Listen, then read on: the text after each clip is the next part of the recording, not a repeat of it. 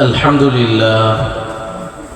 لله نحمده ونستعينه ونستغفره ونؤمن به ونتوكل عليه ونعوذ بالله من شرور أنفسنا ومن سيئات أعمالنا من يهد الله فلا مضل له ومن يضلل فلا هادي له ونشهد أن لا إله إلا الله وحده لا شريك له ونشهد أن سيدنا وسندنا وحبيب قلوبنا ومولانا محمدا عبده ورسوله الذي أرسله الله تعالى بالحق بشيرا ونذيرا وداعيا إلى الله بإذنه وسراجا وقمرا منيرا أما بعد فقد قال الله سبحانه وتعالى أعوذ بالله من الشيطان الرجيم بسم الله الرحمن الرحيم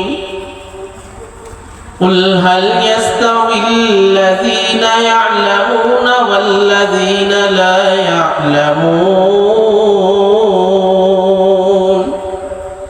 إنما يتذكر أولو الألباب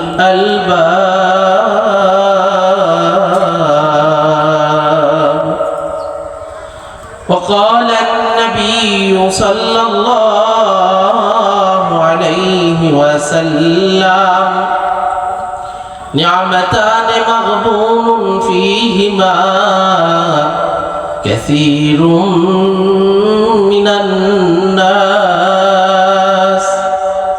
الصحة والفراغ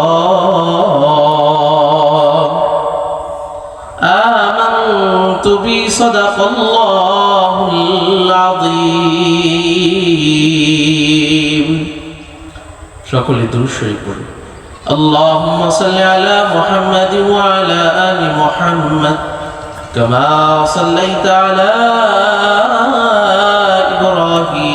إبراهيم وعلى آل إبراهيم إنك حميد مجيد اللهم بارك على محمد وعلى آل محمد كما باركت على إبراهيم وعلى آل إبراهيم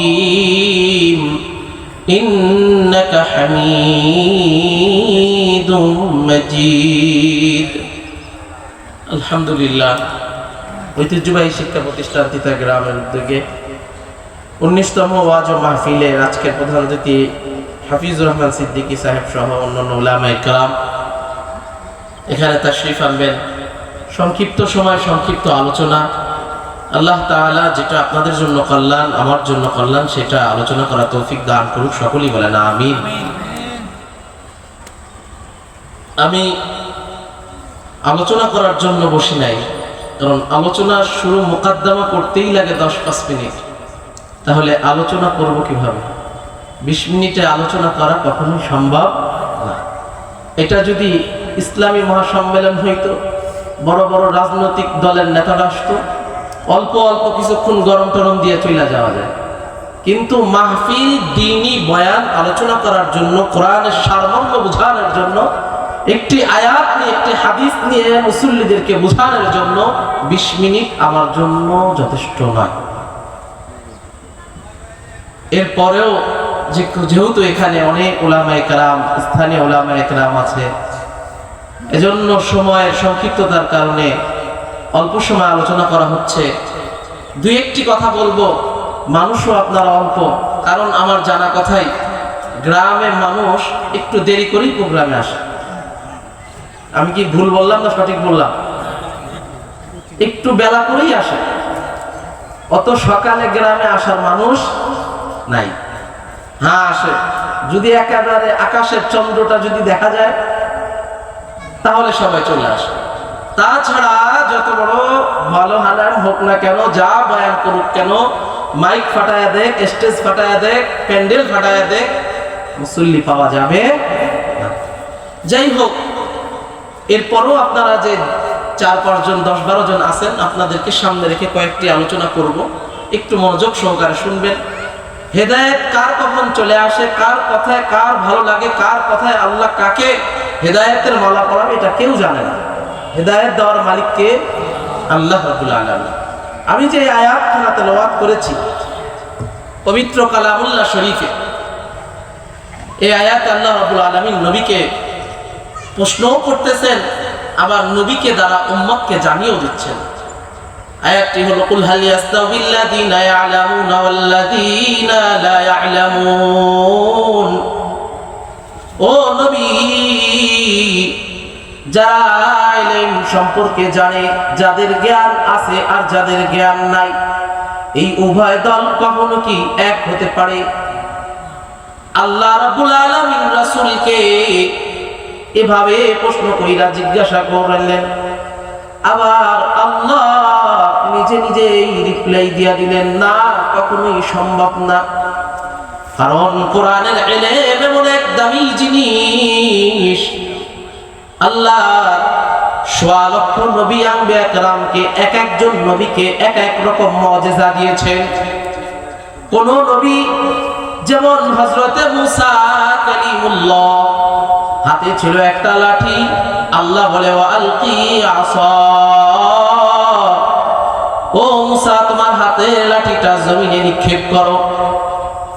জমিনে নিক্ষেপ করা মাত্রই আল্লাহ তাআলা ওই লাঠিটাকে বিশাল বড় সাপ বানায় দিয়েছেন। বলেন সুবহানাল্লাহ। পয়গম্বর ঈসা রূহুল্লাহ, আল্লাহ রাব্বুল আলামিন এমন এক মুজিজা দিয়েছে, কবরের সামনে যায়া, গোরস্থানের কাছে যাইয়া, কোন একটা কবরের সামনে যায়া যদি বলে কুম বিইذنিল্লাহ ইয়া ইবাদাল্লাহ, ও আল্লাহর ইবাদতকারী বান্দা, আল্লাহর হুকুমে তুমি দাঁড়ায়া যাও।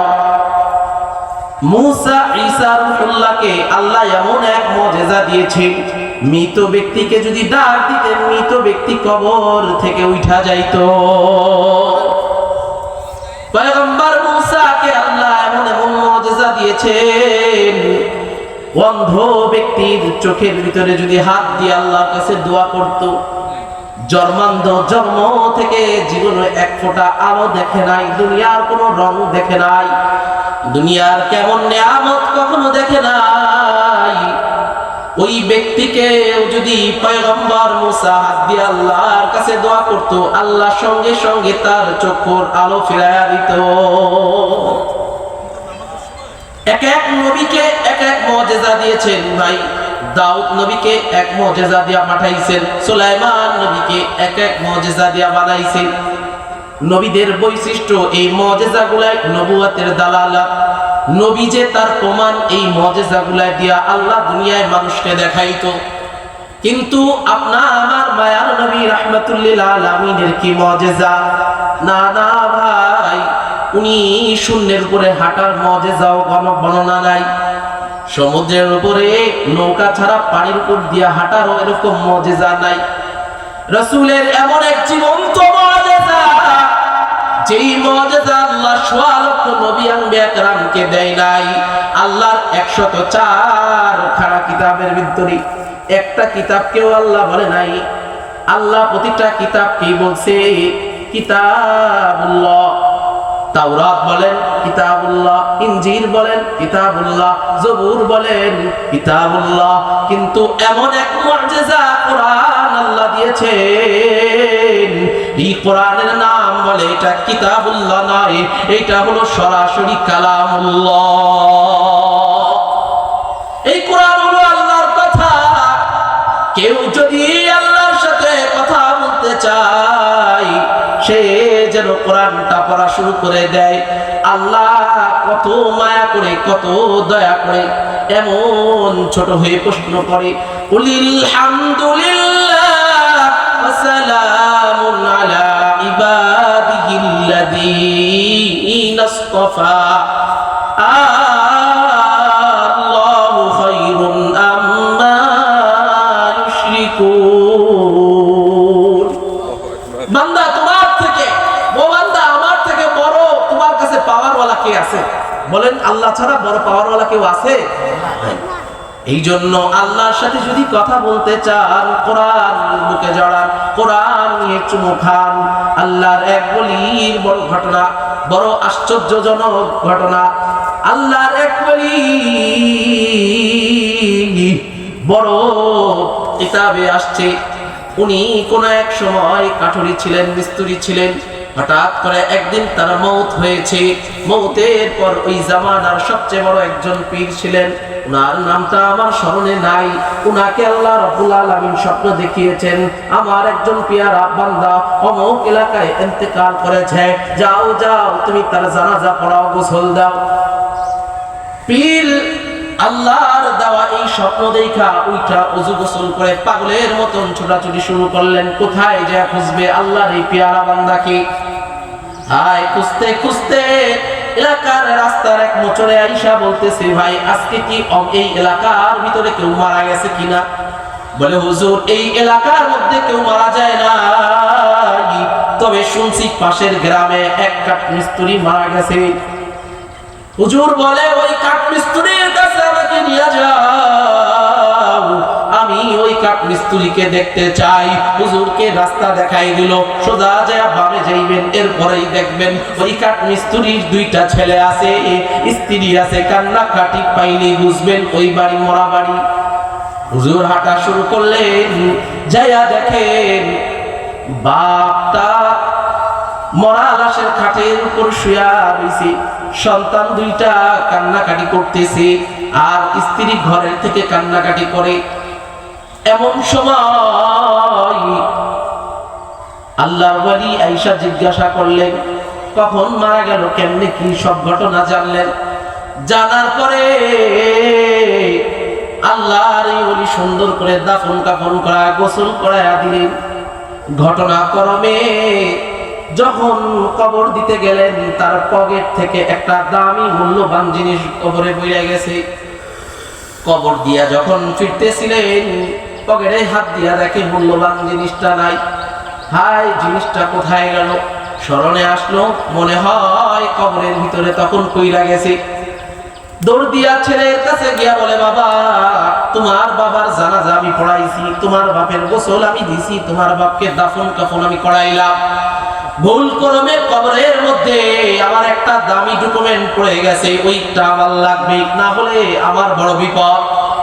ছেলে দুইটা বলতেছে, হুজুর আমরা মূর্খ সুরূখ মানুষ, এত জ্ঞান নাই। আপনি যেটা ভালো মনে করেন, আপনার হাদিসে আপনার শরীয়তে যদি বলে ঠিক, আপনি কবর খুলেন, আপনি ভালো বুঝেন। ইমাম বলল, আসো বাবা তোমরা আমাকে সহযোগিতা করো, কবরটা খুলবো। কবর একটু খোলা শুরু করলো, একটা একটা কইরা বাঁশ যখন উঠাই, দেখে কবর থেকে এমন সুঘ্রাণ বের হচ্ছে, যেই সুঘ্রাণ পৃথিবীর মানুষ আগে কখনো শুনে নাই। ওই মৌলবী ভুলেই গেছে তার কাজের কথা। মৌলবী বলে যেমন আছে তেমনিই ঢেকে দাও। দৌড় দিয়া বাড়িতে গেলেন, স্ত্রীর কাছে ডাক দিয়া বলতেছে, মা ঘরে আসুনি? বলে হ্যাঁ। বলে তোমার স্বামী কি এমন আমল করতো, কি এমন বড় পরহেজগার, আমিও তো নামাজ পড়লাম, আমিও তো যাকাত দেই, দিনের সমস্ত আইন কানুন মেনে চলি, কিন্তু তোমার স্বামী নিঃসন্দেহে এমন কিছু আমল রয়েছে যেই আমলের দ্বারা আল্লাহ রাব্বুল আলামিন তার কবরকে কবর দিতে দেরি, কিন্তু জান্নাতের বাগান বানাইতে দেরি হয় না। স্ত্রী বলে, আমার স্বামী বড় মূর্খ, সকালে যেই তো কাঠ কাটতে বাগানে, আবার সেই সন্ধ্যাবেলায় বাড়ি আসতো, কোনো এলেম কালাম নাই, সবাই যা করে উনিও তাই করে, ওনার তো কোনো বিশেষ বৈশিষ্ট্য, কোনো বড় আলেম এলেম পাই না, ওনার কোনো আমলের কথাও জানা নাই। বলে মা একটু চেষ্টা করেন, একটু মনে করার চেষ্টা করেন, নিঃসন্দেহে আছে না। কিছুক্ষণ ভাবার পর বলতেছে, মৌলভী সাহেব আমার একটা কথা আছে। বলে কি? বলে আমার স্বামী প্রতিদিন যখন বাড়ি থেকে বের হয়, আবার যখন রাতের বেলা আসে, এই দুইটা বেলায় দেখি তক্তার উপরে কি যেন রাখা, ওইটা নিয়ে বুকে জড়ায় আর চুমু খায়, আর বলতে শুনি হাজা কালামুল্লাহ ওয়া হাযা আবদি, এভাবে করে কান্নাকাটি করে আর চুমু খায়, আর কিছু জানি না। বলে কিতাবটা নিয়ে আসো। কিতাবটা মৌলভী সাহেবের কাছে দিল। মৌলভী কিতাব খুলে দেখে, কিতাব দুনিয়ার কোনো আমফাং বই নাই, কিতাবটা হলো সরাসরি মহা ঐশীগন্ত আল কোরআন। সুবহানাল্লাহ। এই কোরআনের হাফেজ, এই কোরআনের মার্কাজ হলো এই তিতাগ্রাম মাদ্রাসা, ঠিক না ঠিক? এই কোরআনের শিক্ষাগুলা এমন মর্যাদাপূর্ণ এই কালাম, যে দুনিয়ার ভিতরে সব থেকে দামি এবং সব থেকে ফজিলতপূর্ণ শিক্ষার নাম হলো আল কোরআন, ঠিক না ঠিক? এই কোরআন যার ভিতরে আছে, এর দ্বারা যাই হোক না কেন কোনোদিন চুরি চামারি হবে না, ঠিক না ঠিক? আমার একটা তন্ত্র আছে, আমার একটা বক্তব্য আছে, যে আমি বলি সবসময়ের জন্য ডাক্তার বানান ছেলেকে, সেটা আমার কোনো আপত্তি নাই, তবে ডাক্তারের আগে যদি কোরআন পড়ায় নেন, তাহলে এই ডাক্তার আর যাই হোক না কেন ভুল চিকিৎসা দিয়ে জনগণকে মারবে না, ঠিক না ঠিক?